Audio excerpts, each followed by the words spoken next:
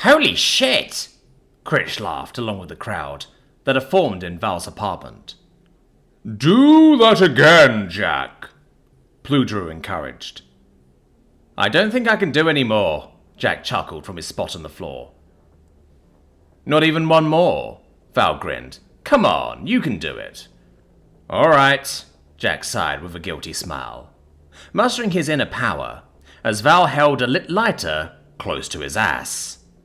Squeezing one final fart out, the crowd cheered in amazement as seen the gush of flame. You're sure he's not using magic, Val?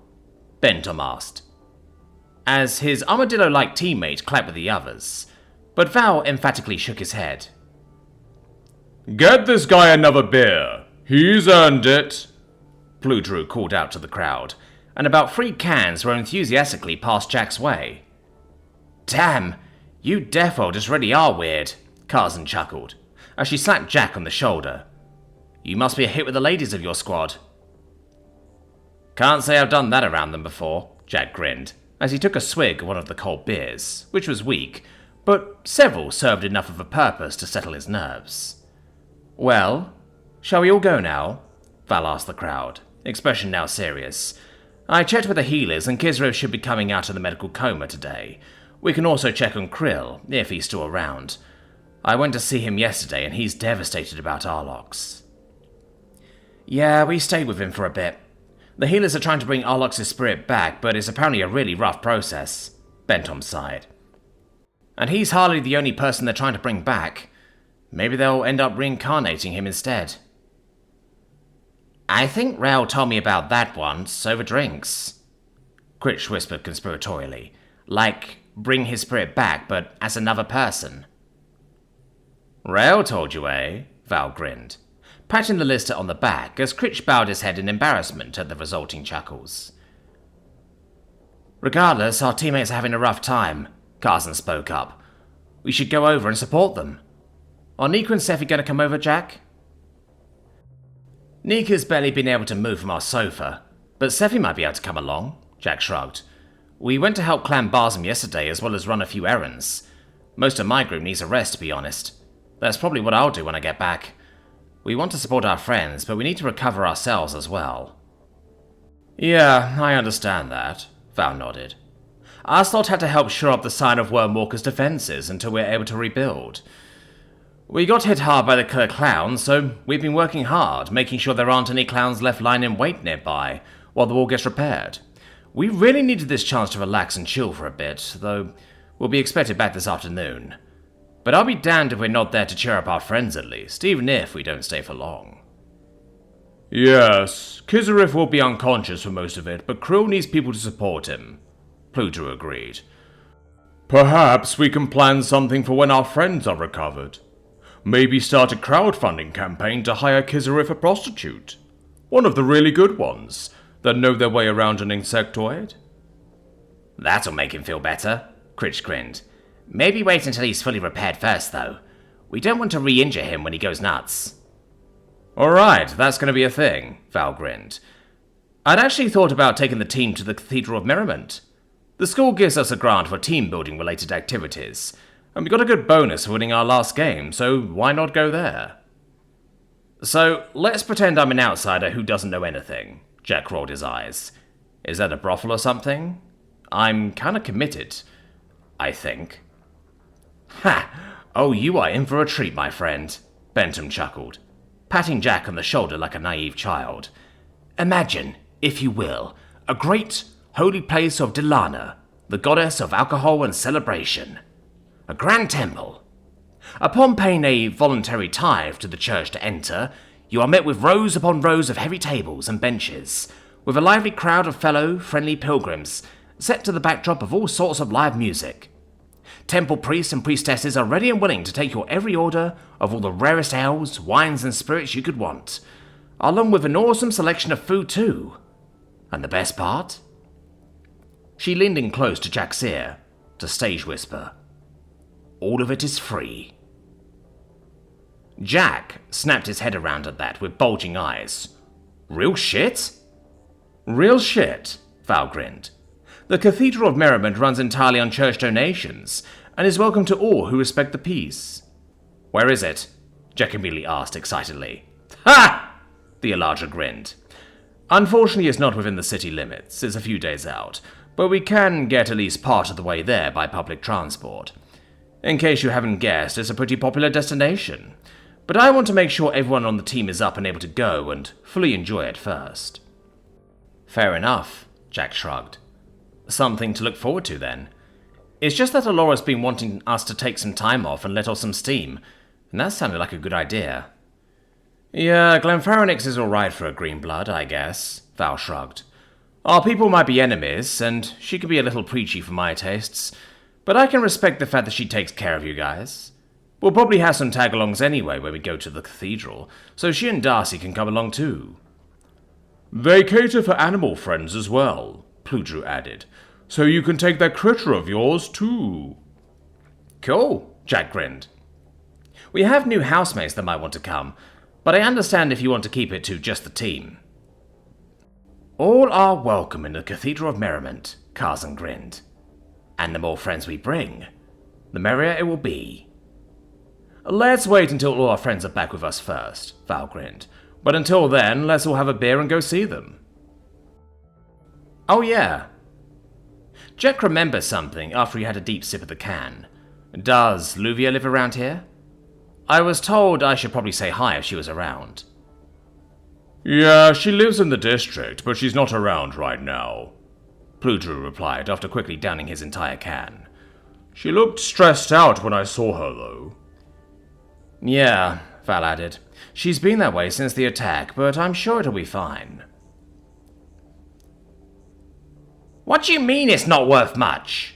Scifi exclaimed in horror, as her more magically inclined friends went through some of the special loot she and Jack had stolen from the prefect's lockup the previous weekend. "I mean, it's not the priceless artifact you were hoping for." Chio rolled her eyes. "I had my suspicions, but I wanted to confirm them first before giving you the bad news."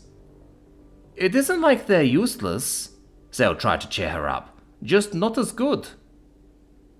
"I would have thought the black candlewood gems would have been sellable," Scifi added. "But your Earth Spirit is telling you the gems are fake?" "Yes. It looks like they've been fabricated from glass to look like gems. There is some magic within the candle, though." "This is likely a ghost-like candle that a student tried to make cooler," Chio concluded. "Light the candle, and it provides light only to those who are holding it when it was lit. The flame goes out as soon as a ghost approaches." "Gee, a candle that gives mystical night vision or something," Scifi complained. "Might be useful if we have a power outage or something, in the same way that literally any other fucking candle would be." "That reminds me, we need to add candles to the shopping list, since we have more people." "Thanks, Scifi," Nika added, from where she was curled up on the sofa. "But there are occasional contracts out there to explore haunted places, so it might have a use." "Or we could sell it," Scifi pointed out. "Because fuck going to haunted places." "This gem is also worthless," Zale added, tapping the teardrop gem that kept changing colors. "Just an enchantment to change color and look pretty." "Maybe we could sell that to a sucker," Scifi shrugged. "Or give it to Alora to stick somewhere in the house." "The tome is also mundane," Chio added. "I think an edgy student must have enchanted it to smoke to try and look cool. It might have something alright in it, but it looks like a diary. Maybe if I get bored I'll actually try reading this nonsense." "These could be useful." Rael excitedly shook the vials. "These are compressed natural gases that will expand into a cloud of stinky smoke." "Like a smoke bomb?" Nika questioned. "Could be useful." "This, however, definitely is." Chio pointed to the green serpent ring.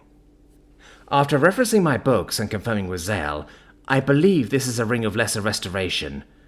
I'll need to work out how many charges it holds a day, but you can use it in an emergency to completely remove the physical effects of fatigue." "Awesome!" Scifi grinned. "More all-nighters for me." "It will not restore the effects to your mind," Chio added, "so I wouldn't rely on it. Having said that, it's still a decent find." "Damn. Well, I still have my copy of the data, so I can still find something juicy. Imagine what might be in the other lockups." "Not a bad idea for a future run," Nika grinned. "Plus there's all that stuff you got from Clan Ashtal yesterday." The potions and lesser lifestone will be very useful, Tshirt nodded thoughtfully. But something about these brooches of disguise doesn't sit right by me. It's almost as if those were curated for us in preparation for something. Curated? Nika asked. For what purpose? At that moment, they heard a loud chirp throughout the house.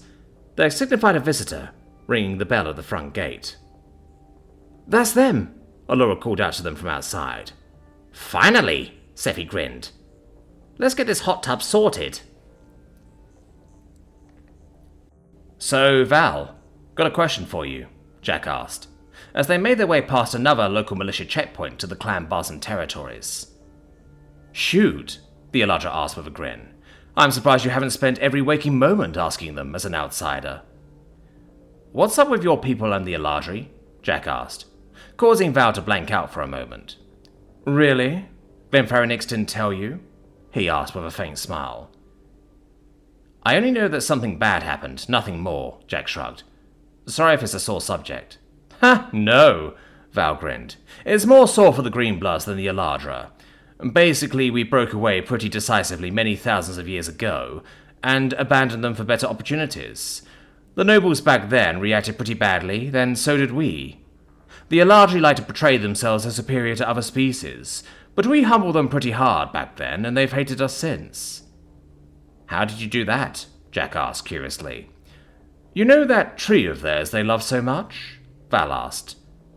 The mother tree, right? Jack replied, having heard Allura talk often about it. Val nodded. We nearly burned that fucking thing down before we left. Jesus, Jack cursed. So that's basically why your people hate each other. I was wondering how bad it was, and I didn't want to risk pissing off Allura. So I'm fair game, right? Val tried to give Jack a serious look and raised his eyebrows, before he cracked a smile and stuck his tongue out. It's all good. She's one of your girls and all that. You don't want to piss her off unnecessarily. You make yourself sound like a real expert on the ladies, eh, Val? Zook grinned. The bat-like Stralia playfully poking Val in the side, before the Eladra put his arm around her. I like to try, he grinned. Anyway, I think we're almost there. Shame we couldn't get your friend to come around and set her up with Kisarith. Predra? Zook asked. Sorry, she sends her condolences, but she's got to support her family, and I don't think she's interested in him in that way. A shame, Plutru added. What about you, Nakir? Got any friends that might be interested? None come to mind, Rocha, Klika replied tenderly, as the Kuni shook her head. Just wait until Kisarith realizes you already have pet names for one another, Critch snickered, as the rest of them laughed. Speaking of, they added, as they saw the district gates ahead, looks like we're here. Quickly led through the corridors, the group were happy to find Kisarith awake and waiting for them, apparently not having been conscious for long. Hey, buddy. Val patted the Anisite on the shoulder, deliberately avoiding the severed limbs and other removed parts. How've you been? I've been good, Kisarith weakly grinned through the bandages. I appear to have lost a lot of weight recently. Pludru let out a strange sound as he moved to the other side of the bed. Must be that new exercise routine you've been doing. The three friends laughed awkwardly, as Kisarith's one-eyed gaze fell on the others. Oh, hey! I have other visitors. Good to see you guys. Hey there, Critch smiled, as he and Jack moved up beside Val, with Jack putting the box of belongings down where Kisarith could easily reach it. We got you those books and games you wanted. Critch gave Kisarith a knowing look, and the Anisite smiled slyly. Thanks, I really needed that. It's gonna get pretty boring here. Have they given you any updates? Val asked, his smile dropping. Yeah, Kisarith nodded, also getting serious. I have options, but none of them really stand out for me. I've been given time to think, but it hasn't been easy. I've really got to think about my future here. We understand, Val smiled reassuringly. I'm sure we'll think of something. If you need advice, we're all a call away. Heh, thanks, Kisarith replied weakly, as a nurse interjected. He's been through a lot and needs his rest. The woman gave a pained smile, But I've only just gotten up, Kisrith tiredly retorted. That's the drugs. Your body needs to rest without them now, the nurse patiently replied, and everyone agreed with understanding. They had all barely left the room before Kisrith was once more resting. Damn, Jack sighed. That's rough. Yeah, luckily for him, Kisrith is pumped full of drugs, but Krill isn't, Val pointed out. He's wanted to be alone since the attack, but this is the time to overrule that.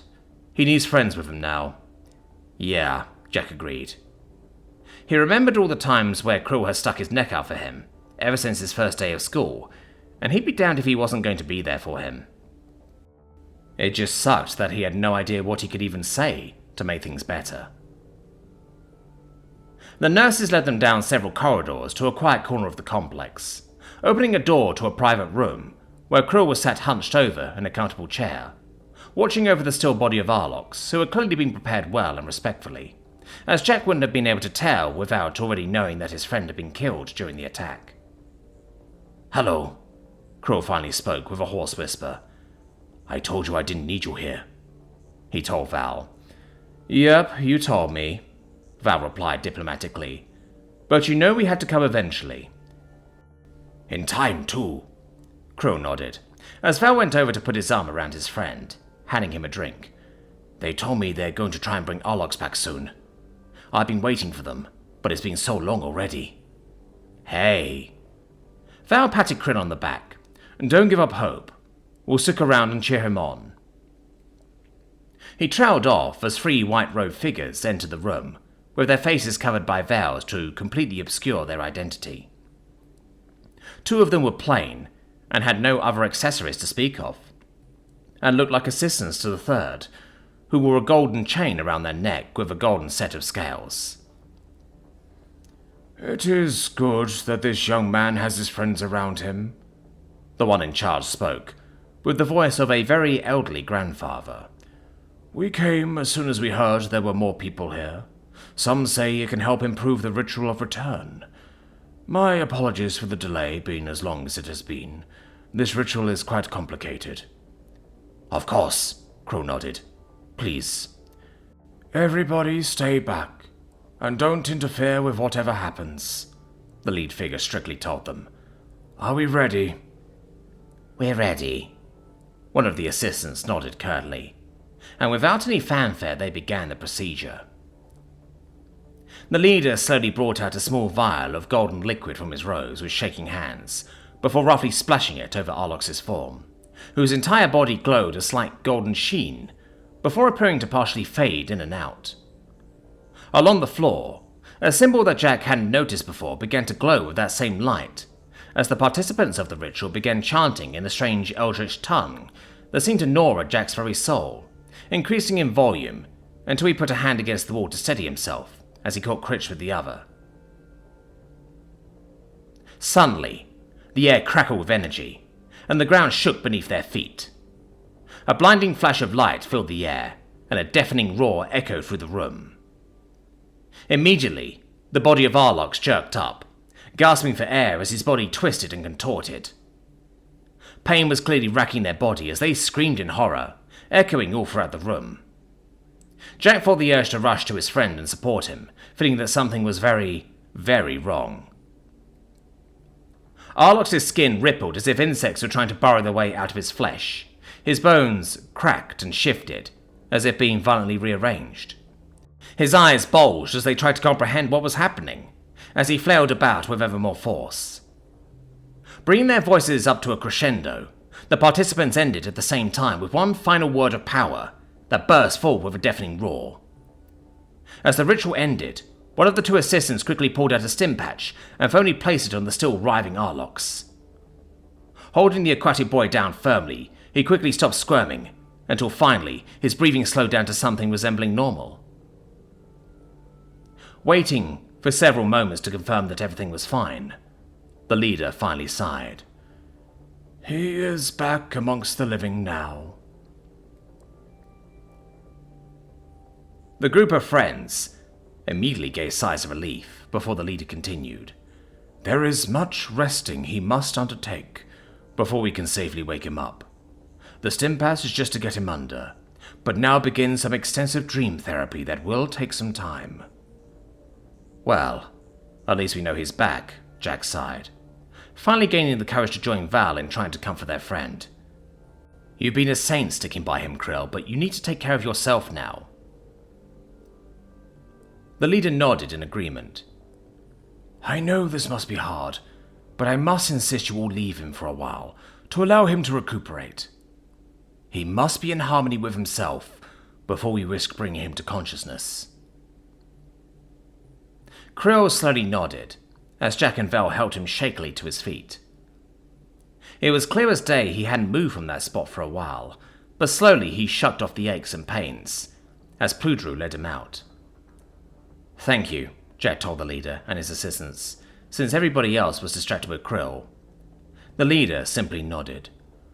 We simply do what we can, outsider. You are most welcome, they replied diplomatically, as they followed the group out of the room, locking the door behind them, before quietly moving off.